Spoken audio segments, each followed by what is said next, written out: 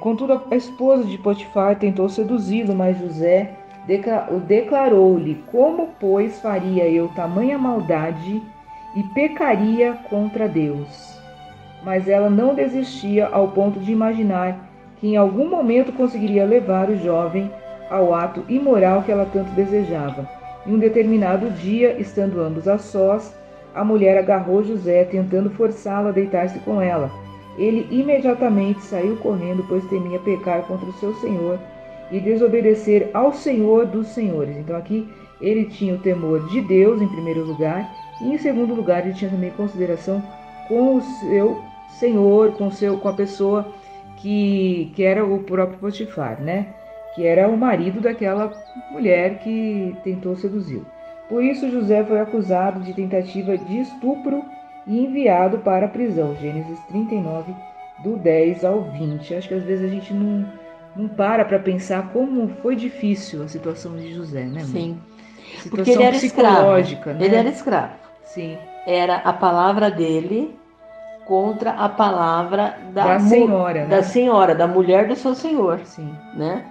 E Deus foi tão maravilhoso, Maria Cláudia, que não deixou ele ser executado, porque Sim. ele poderia simplesmente ter sido com certeza, executado. Com certeza.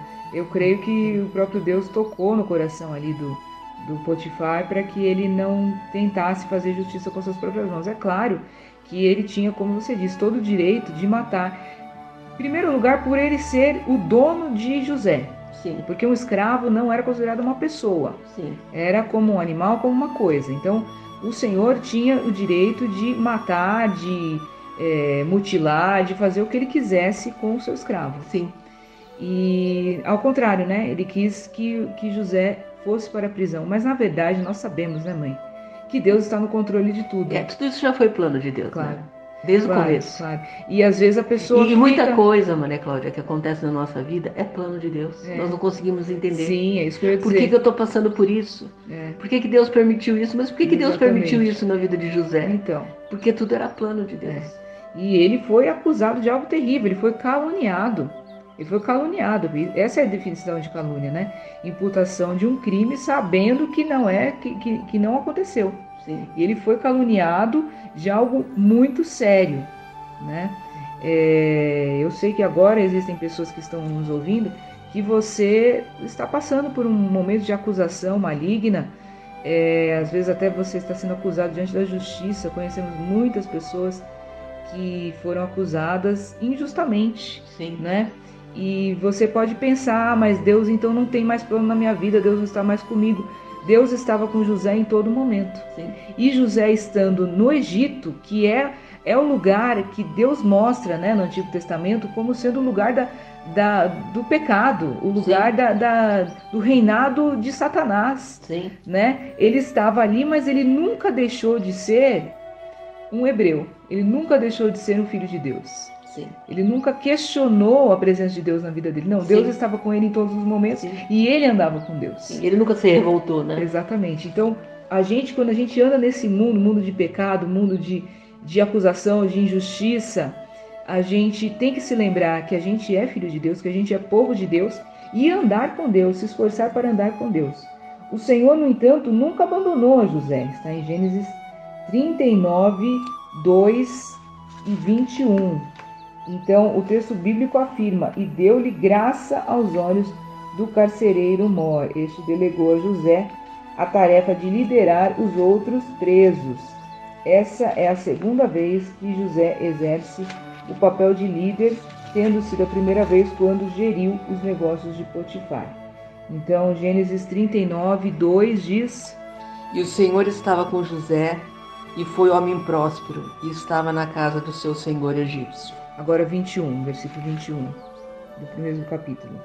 E fez tornar o copeiro Mor ao seu ofício de... Não, 21, né?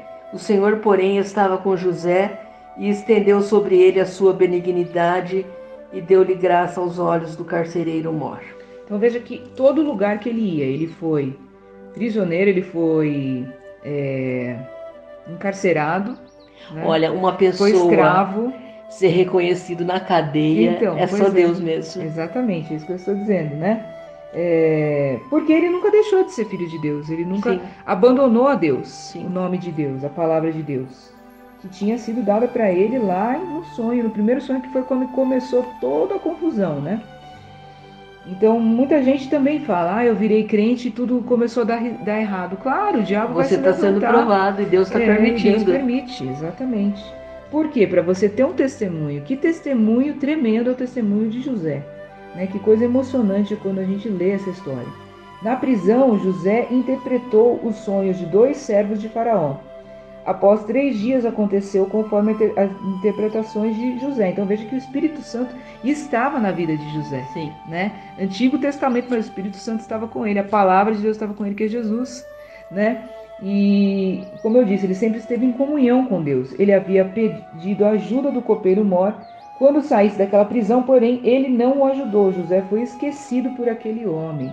Então, assim, o nosso socorro não vem do homem. Nosso socorro vem de Deus. 2 anos se passaram e Faraó teve 2 sonhos e ficou muito perturbado, pois já havia consultado sábios e adivinhos que não conseguiram entender o significado deles. O copeiro Mor lembrou-se do momento em que esteve preso junto com o padeiro Mor e disse a Faraó que havia um sábio hebreu que interpretava os sonhos de ambos, que interpretara os sonhos de ambos corretamente. Faraó animou-se e mandou chamar José.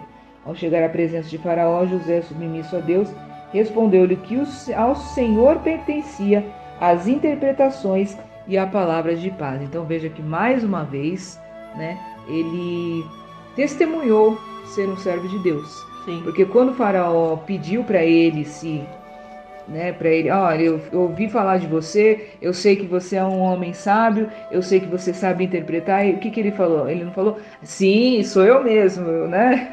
Ele falou, não, é Deus que faz interpretar. Sim. A glória é de Deus.